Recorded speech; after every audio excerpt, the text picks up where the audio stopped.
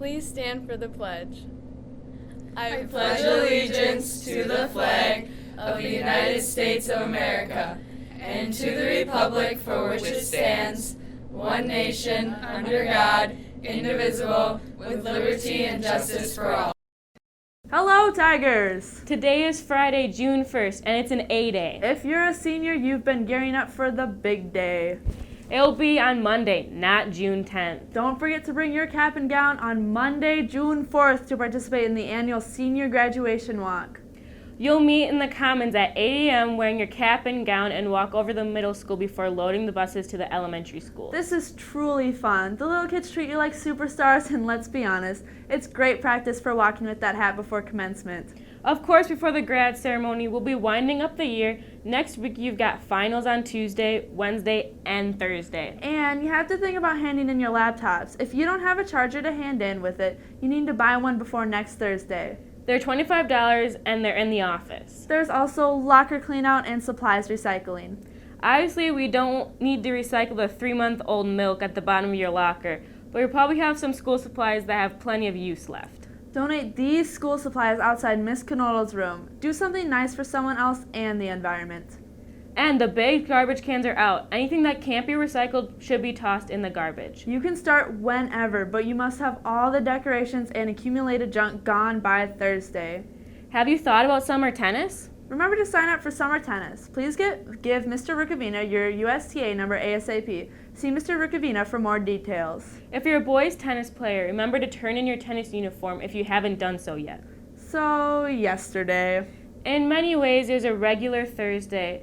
The bell rang for advising at 8:29 to the end of focus, and then again a few minutes later to start the second block. The shooting threat, however, brought an increased number of law enforcement officers, metal detectors, and bag searchers. We talked to students about what crossed their minds as they heard the news Wednesday night. So last night, I received the emails about the events that occurred yesterday and what the staff were going to do in preparation for today. And what made it really eerie and it really got to me was, as I got my 2 girls ready for bed, my oldest, Elvie, did something that she had not done since she was very little, and that was she asked me to rock her. And she put her head on my chest and then looked up at me in the dark and said, "Daddy, I can listen to your heartbeat." And that was it. That was the time that I cried, because I have never gotten ready for a day of work where I thought, okay, this might be the last time I get to rock them to sleep. I'm Kyle Nospich. I'm the deputy of the Jackson County Sheriff's Department. I've been working as a school resource deputy for the last couple months. Initially heard yesterday in the afternoon about the possible threat. My initial reaction was just starting to run through in my head how we're going to react, how we're going to plan for today to do the best we can to keep everyone safe and keep any major incidents from happening.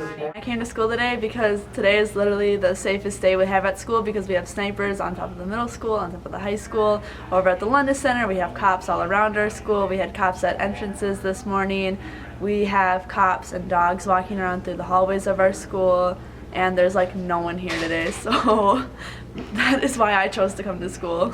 I was completely shocked in a way, but also not shocked. You hear all over the news and stuff that there's school shootings everywhere, but you never really expect it to be at your school. Why do people have to be that way? I mean, if it's just so unnecessary. It's not funny because people take this stuff seriously. I mean, it's not a joke. People get killed in school shootings, and it shouldn't be a joke. So just don't do that stuff, people. Really. And it's probably just someone just trying to think it's funny, some sick joke. Why would that happen in Black River Falls above all places? But at the same time, it's like, well, okay, with the demographics going on with today's society with the school shooting, it's like, I don't know. I don't know, I kind of expected it to happen at one point or another, some of the threat, because I mean it's just been happening a lot recently. So we are living in post-Parkland America. All the shootings that have occurred this year, I think, have people on edge, And so it's not unusual that this kind of thing happens in response to it. It just makes me very frustrated as a teacher because schools should be safe and kids should feel safe at school, and we shouldn't have to have these kinds of days. It's sad that this is what our society is today. It really shouldn't have to be. I shouldn't have to be able to come to school scared and concerned for my life, but I think I'm doing pretty good so far, so.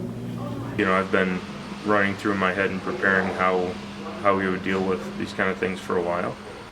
This definitely helps to solidify some of the ideas and plans that we had in place, and gives us an opportunity to see how they worked and make it so that we can better plan next time. As we speak right now, the rest of the team is debriefing the incident this morning, or debriefing our response this morning, so that we can try and find ways to make it better next time. See you tonight, honey. That's almost it. Think positive thoughts about Stephanie Browner and Trayvon Rave as they compete today and tomorrow at State Track. Good luck. And to wish these people happy birthdays, Sean Dow's birthday is today. And Isaac Coles, Shayla Casanavoid, and Noah O'Brien will be celebrating this weekend. Have a great weekend, Tigers. This is your last Friday of the year. Make it great.